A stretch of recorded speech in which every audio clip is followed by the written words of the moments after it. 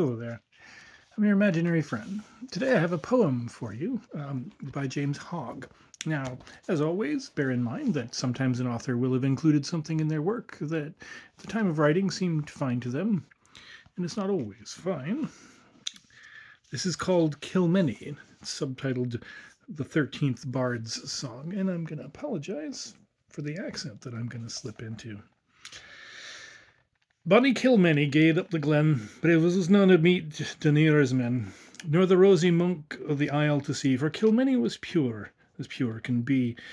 It was only to hear the yorlin sing, and put the cress flower round the spring, the scarlet hip and the hindberry, and the nut that hung frae the hazel tree, for Kilmeny was pure, as pure could be. But lang may Hermione look o'er the wa', and lang may she seek in the greenwood shaw, lang the Laird of Duneira blame, and lang greet, or Kilmeny come hame.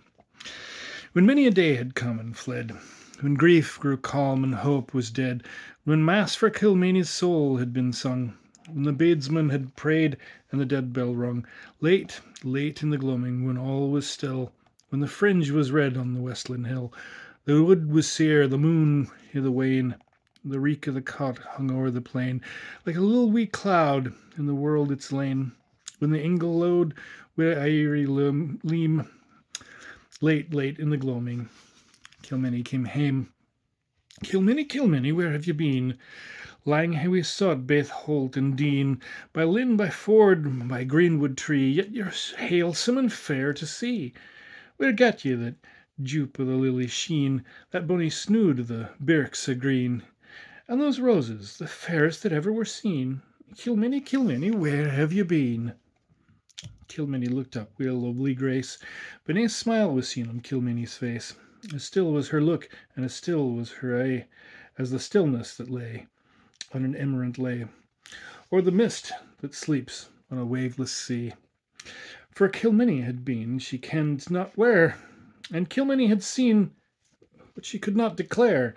Kilmeny had been where the cock never crew, where the rain never fell, and the wind never blew, but it seemed as the harp of the sky had rung, and the airs of heaven played round her tongue, when she spoke of the lovely forms she had seen, and a land where sin had never been, a land of love and a land of light, withouten sun or moon or night, where the river swed with a living stream, and the light a pure and cloudless beam, the land of vision, it would seem, a still and everlasting dream. In yon greenwood there is a wake, and in that wake there's a wane, and in that wane there's a make that neither has flesh nor blood nor bane. And down in yon greenwood he walks his lane. In that green wane Kilmeny lay, her bosom happed with flowerets gay, but the air was soft, and the silence deep, and bonny Kilmeny fell sound asleep. She kenned nae mair, nor oped her eye, till waked by the hymns of a far country. She woke on a couch of silk, sae slim, all striped with bars of a rainbow's rim, and lovely beings round were rife, who erst had travelled mortal life, and aye they smiled and gan to speir, what spirit has brought this mortal here? Lang have I journeyed the world wide, a meek and reverend fair replied. Baith night and day I have watched the fair, ident 1,000 years and mair. Yes, I've watched o'er ilk degree where ever blooms femininity, and sinless virgin, free of stain, in mind and body found I nane. Never since the banquet of time found I a virgin in her prime, till late this bonny maiden I saw, as spotless as the morning snaw. Full 20 years she's lived as free as the spirits that sojourn in this country. I have brought her away from the snares of men, that sin or death she may never ken. They clasped her waist in her hands sae fair, they kissed her cheeks and they kemmed her hair, and round came many a blooming fair, saying, Bonny Kilmeny, ye're welcome here. Women are freed of the lightened scorn, oh, blessed be the day Kilmeny was born. Now shall the land of the spirits see, now shall it ken what a woman may be. Many a lang year in sorrow and pain, many a lang year through the world we've gane, commissioned to watch fair womankind, for it's they who nurse the immortal mind. We've watched their steps as the dawning shone, and deep in the greenwood walks alone, by lily bower and silken bed, the viewless tears have o'er them shed, have soothed their ardent minds to sleep, or left the couch of love to weep. We've seen, we've seen, but the time maun come, and the angels will weep at the day of doom. Oh, with the fairest of mortal kind, I keep these holy truths in mind, that kindred spirits their motions see, who watch their ways with anxious eye, and grieve for the guilt of humanity.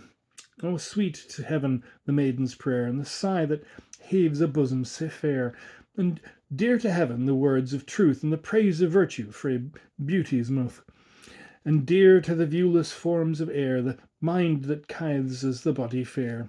Oh, bonny Kilmeny, free frae stain, if ever you seek the world again, that world of sin, of sorrow and fear. Oh, tell of the joys that are waiting here, and tell of the signs you shall shortly see, of the times that are now, and the times that shall be. They lifted Kilmeny, they led her away, and she walked in the light of a sunless day. The sky was a dome of crystal bright, the fountain of vision and fountain of light. The emerald fields were of dazzling glow, and the flowers of everlasting blow. Then deep in the stream her body they laid, that her youth and her beauty might never fade. And they smiled on heaven when they saw her lie in the stream of life that wandered by. And she heard a song. She heard it sung, she kenned not where, but sae sweetly it rung, it fell on the ear like a dream of the morn. Oh, blessed be the day Kilmeny was born. Now shall the land of the spirits see, now shall it ken what a woman may be. The sun that shines on the world sae bright, a borrowed glade frae the fountain of light, and the moon that sleeks the sky sae dun, like a gowden bow or a beamless sun, shall wear away and be seen nae mair, and the angels shall miss them travelling the air. But lang, lang after, baith night and day, when the sun and the world have alied away, when the sinner has gane to his waesome doom, Kilmeny shall smile in eternal bloom. They bore her away, she wist not how, for she felt not arm nor rest below, but so swift they waned her through the light, 'twas like the motion of sound or sight. They seemed to split the gales of air, and yet nor gale nor breeze was there. Unnumbered groves below them grew. They came, they passed, and backward flew, like floods of blossoms gliding on, a moment seen and a moment gone. Oh, never vales to mortal view appeared like those o'er which they flew, that land to human spirits given, the lowermost vale of the storied heaven. From thence they can view the world below, and heaven's blue gates with sapphires glow. More glory yet unmeet to know. They bore her far to a mountain green, to see what mortal had never seen, and they seated her high on a purple sward, and bade her heed what she saw and heard, and note the changes the spirits wrought. For now she lived in the land of thought. She looked, and she saw nor sun nor skies, but a crystal dome of 1,000 dyes. She looked, and she saw nae land aright, but an endless whirl of glory and light, and radiant beings went and came, far swifter than wind or the linked flame. She hid her ain frae the dazzling view. She looked again, and the scene was new. She saw a sun in a summer sky, and clouds of amber sailing by. A lovely land beneath her lay, and that land had glens and mountains grey, and that land had valleys and hoary piles, and marled seas and 1,000 isles. Its fields were speckled, its forests green, and its lakes were all of a dazzling sheen, like magic mirrors, where slumbering lay the sun and the sky and the cloudlet grey, which heaved and trembled and gently swung. On every shore they seemed to be hung, for there they were seen on their downward plain 1,000 times and 1,000 again, in winding lake and placid firth, like little peaceful heavens in the bosom of earth. Kilmeny sighed and seemed to grieve, for she found her heart to that land did cleave. She saw the corn wave on the vale, she saw the deer run down the dale, she saw the plaid and the broad claymore, and the brows that the badge of freedom bore, and she thought she'd seen the land before. But to sing the sights Kilmeny saw, so far surpassing nature's law, the singer's voice would sink away, and the string of his harp would cease to play.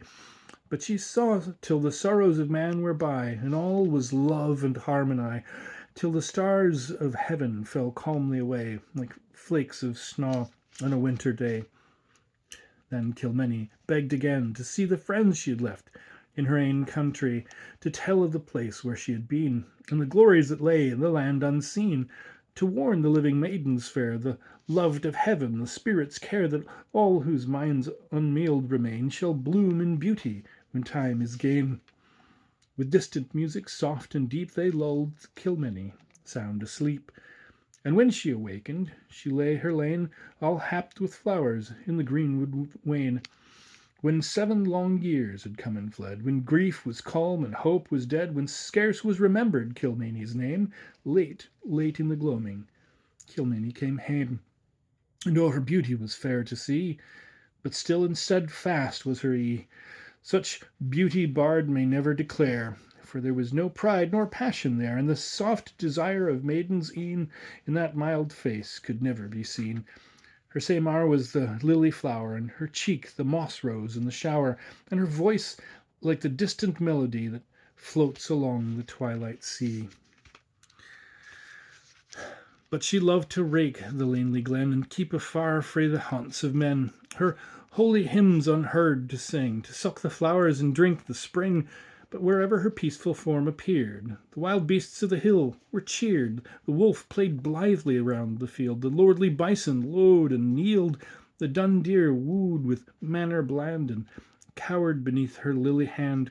And when at eve the woodlands rung with hymns of other worlds she sung, in ecstasy of sweet devotion, oh, then the glen was all in motion. The wild beasts of the forest came, broke from their boats and folds the tame, and goved around, charmed and amazed. Even the dull cattle crooned and gazed, and murmured and looked with anxious pain for something the mystery to explain. The buzzard came with the throttle cock, the corby left her hoof in the rock, the blackbird alang with the eagle flew, the hind came tripping o'er the dew, the wolf and the kid their rake began, and the tod and the lamb and the leveret ran, the hawk and the hern atour them hung, and the merle and the mavis forhooed their young, and all in a peaceful ring were hurled. It was like an eve in a sinless world. When a month and a day had come and gane, Kilmeny sought the greenwood wain. There laid her down on the leaves sae green, and Kilmeny on earth was never mair seen. But oh, the words that fell frae her mouth were words of wonder and words of truth. But all the land were in fear and dread, for they kentna whether she was living or dead. It was not her hame, and she could not remain. She left this world of sorrow and pain, and returned to the land of thought again.